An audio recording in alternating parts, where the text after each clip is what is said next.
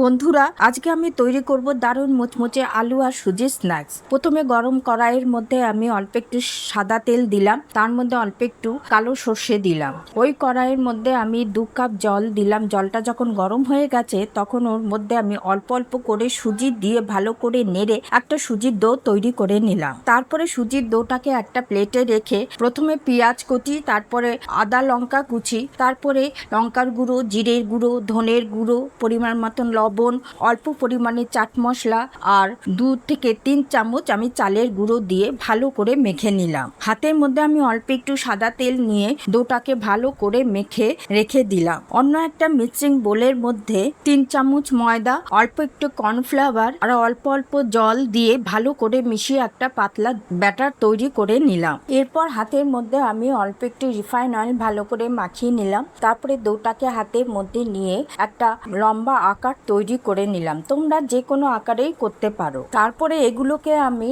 ময়দা আর কর্নফ্লাওয়ারের যে পাতলা ব্যাটার তৈরি করেছিলাম তার মধ্যে দিয়ে ভালো করে মাখিয়ে আমি বিস্কুটের গুঁড়োর মধ্যে দিয়ে দিলাম। ওর মধ্যে দিয়ে আমি বিস্কুটের গুঁড়ো ভালো করে মাখিয়ে নিলাম। গরম কড়াইয়ের মধ্যে তেল গরম হয়ে গেছে, তখন আমি এইগুলোকে আস্তে করে ছেড়ে দিলাম এবং লাল করে ভেজে নিলাম।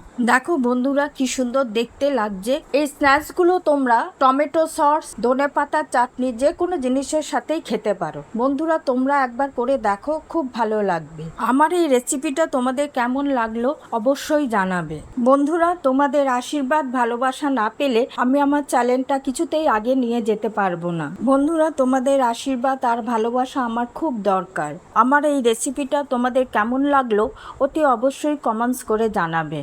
ধন্যবাদ।